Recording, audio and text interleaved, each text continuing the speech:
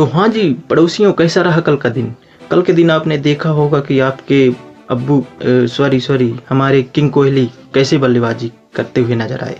और आपके जो ज़िम्बाब्वे है, उन्होंने बेशक आपके पीएसएल में बहुत ज़्यादा रन बनाए हैं, सबसे ज़्यादा रन बना चुके हैं वो पीएसएल में।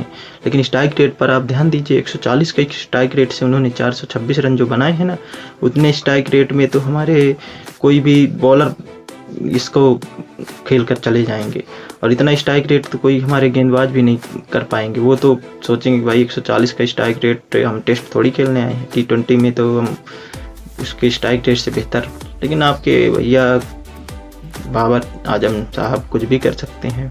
और हमारे कोहली जो कि 2 साल पहले ही संन्यास ले चुके हैं, देख लीजिए उनका स्ट्राइक रेट भी 163 का है। और वो रन बनाने के मामले में IPL में सबसे नंबर 1 में चल रहे हैं।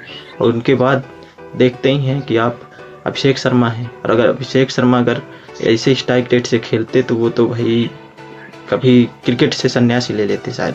और उनके जिस तरह से आपके बाबर आजम रन बनाते हैं, अगर उनको 50 रन भी बनाना है तो 30 के ऊपर गेंदें तो खेलनी पड़ेगी उनको। लगभग 40 गेंदें तो खेल ही जाते हैं। अगर 50 के ऊपर जाते हैं तो फिर 50 प्लस गेंद तो खेलते ही हैं, चाहे 60 रन बनाएं, 70 रन बनाएं। वो तो उनकी कभी कभी तो मैंने PSL में ही उनके रिकॉर्ड को भी देखा कि कितने रन बनाए, तो मैंने ये भी देखा कि वो गेंदें ज़्यादा खेली और रन भी कम बनाए, वो भी 20 प्लस गेंदें खेल करके। गजब के बल्लेबाज हैं आपके। हालांकि अब बात करता हूँ मैं अपने देश के बारे में, आपसे तो हो गया जो भी है मुद्दा, आप समझिए और देखते रहिए हमारा IPL। अगर अच्छा लगे तो, नहीं लगता तो समझ जाइए। कल के मैच में जिस तरह से RCB और गुजरात के बीच टक्कर का मैच देखने को मिला और उसमें हाई स्कोरिंग रन दोनों टीमों से देखने को मिला, और लगा कि हाँ GT ने होम ग्राउंड पर बेंगलुरु को कोई लक्ष्य दिया है, लेकिन उस लक्ष्य को थोड़ा सा कहेंगे कम पड़ गया, क्योंकि 58 गेंदों पर अगर 100 रन बन रहे हैं साई सुदर्शन द्वारा, तो वो थोड़ा स्ट्राइक रेट यही कहेंगे कि चिन्ना स्वामी स्टेडियम के हिसाब से कम ही कहा जाएगा। और इसके अलावा शुभमन गिल भी स्लो खेले। अंत में जेसन होल्डर ने 10 गेंदों में 23 रन की पारी तो खेली, लेकिन वो शायद थोड़ा देर हो चुका था, क्योंकि उसके पहले जिन बल्लेबाजों ने थोड़ा कहते हैं हमारे ये वाशिंगटन सुंदर जी, कभी इनको हमने कहा है कि मैच ये ना ही जिता कर दिए, ना ही अपने बॉलिंग में किसी भी परफॉर्मेंस नहीं, बस उनको खिलाया जा रहा था इंटरनेशनल में, पता नहीं किस लिए खिलाया जा रहा है, ये तो मैं अपने पहले भी कहा है।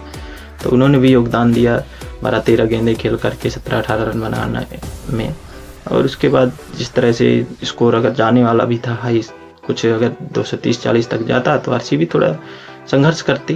हालांकि हमारे किंग कोहली का कैच भी 0 से बैटिंग पर आए तो छोड़ दिया गया, और उसको कहाँ वो छोड़ने वाले हैं फिर किसी भी गेंदबाज को। उसके बाद उन्होंने जितने भी इंटरनेशनल गेंदबाज हैं, वैसे GT की ओर से देखें तो सभी अच्छे एक से एक बढ़ के गेंदबाज हैं। किसी भी टीम में ऐसे गेंदबाज मैंने नहीं देखा है, क्योंकि सभी इंटरनेशनल प्लेयर और टॉप के बॉलर हैं अपने अपने देश के लिए, जो कोई प्रतिनिधित्व कर चुके हैं या कर रहे हैं। प्रसिद्ध कृष्णा है, वो भी अपने इंडिया के अच्छे गेंदबाज हैं। हालांकि उन्हें थोड़ा पिटाई हुई, 2 ओवर में 31 रन उन्होंने दिया।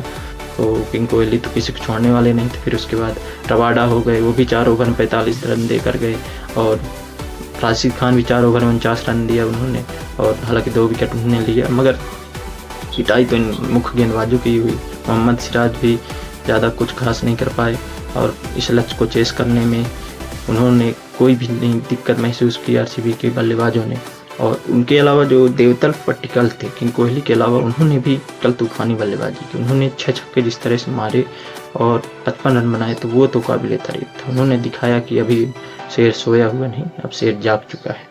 और RCB की बैटिंग लाइन अब तो पता ही है, जहाँ तक बैटिंग देखें वहाँ तक निचले क्रम तक सेफर्ट, रोमारियो सेफर्ट तक बल्लेबाजी जाती है, और उनके आने तक शायद मैच खत्म कर देते हैं RCB वाले। अगर उनका नंबर आए तो वो तो फिर जाने ही जाते हैं खतरनाक बल्लेबाजी के लिए। और इसी के साथ हमारी जो RCB टीम है, या हमारी या सबकी कहें जो RCB फैन है, वो दूसरे नंबर पर टेबल पर पहुंच गई है, और गुजरात 6वें 7वें पर बैठी हुई है। देखते हैं कि अभी जो दोबारा गुजरात से मैच होगा RCB का, तो क्या गुजरात की टीम बदला ले पाएगी। हालांकि अगला मैच RCB का दिल्ली से है, दिल्ली के हाथों ही RCB को 5-6 विकेट से हार मिली थी। तो अब देखते हैं कि RCB टीम कैसे वापसी कर पाएगी।